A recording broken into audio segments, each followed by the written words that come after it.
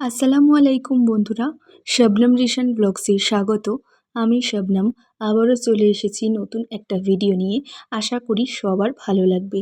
সকালবেলায় ঘুম থেকে উঠে দেখলাম বাইরে একটু বৃষ্টি হচ্ছে, আর এই জানালাটা আমি রাতে বন্ধ করেই রাখি, কারণ রাত্রিরে যদি বৃষ্টি হয়, ঝড় বিদ্যুৎ সহ, তো ভেতরে ঝাপটা আসতে পারে। যেহেতু এই মানি প্ল্যান্ট গাছটা রয়েছে, তো পুরোপুরি জানলাটা আমি আটকাই না।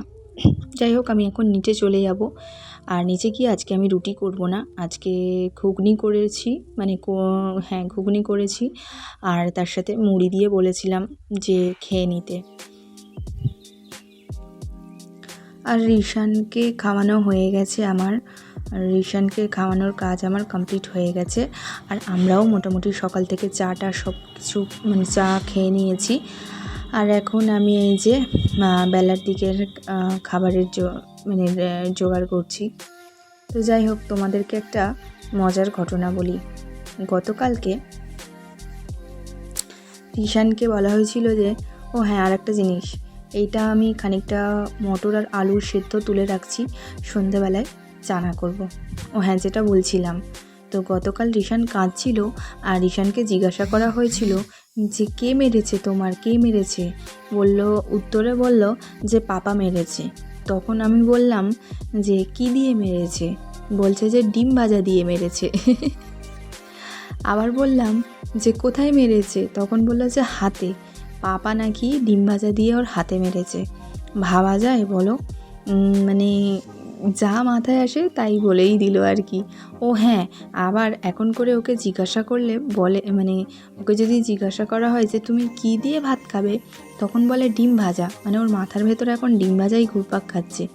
আগে জিজ্ঞাসা করলে বলতো যে ডিম মাছ, এখন সবসময় বলে যে ডিম ভাজা। আর আমি ছাদে চলে এলাম। ওই গাছটা দেখতে পাচ্ছ, ওই গাছটা হচ্ছে ডালিম গাছ। অটোমেটিক গাছটা হয়ে গেছে, আর ঈশানের পাপা গাছটাকে ভালো করে সুন্দরভাবে পরিচর্যা করছে। তো মেঘলা ওয়েদার ছিল, আর এদিকে আমার জামা কাপড়ও অনেক ছিল, কিন্তু না আসলেই নয়। নিচে এসে একদম ঈশানের জন্য ফ্রেশ ভেজিটেবলস নিয়ে নিয়েছি রান্না করব বলে। এখানে আছে ঝিঙে, আলু আর গাজর দিয়ে, আর এই মাছের তেলাপিয়া মাছটা দিয়ে দেবো। মাছটা ভাজতে গিয়ে দেখো না, মাছটার অবস্থা আমি খারাপ করে ফেলেছি।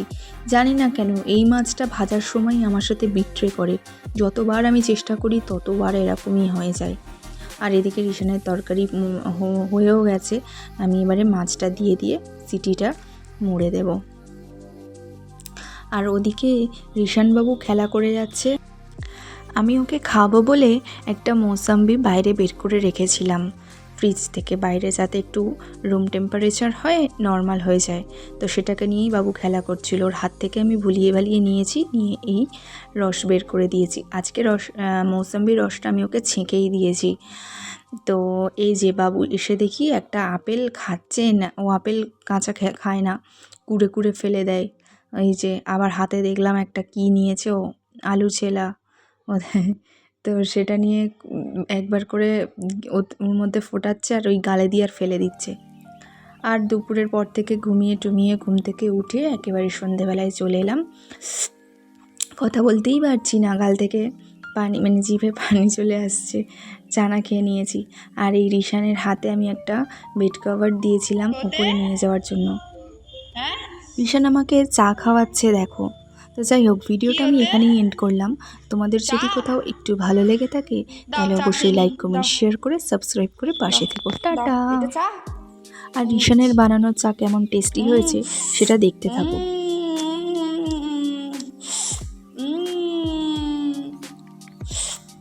বাহ, খুব টেস্টি হয়েছে। আবার এক কাপ খেয়ে নি।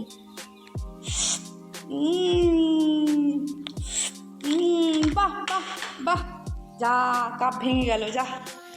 যাও আবার বানিয়ে আনো, যাও আবার চা বানিয়ে আনো না, যাও।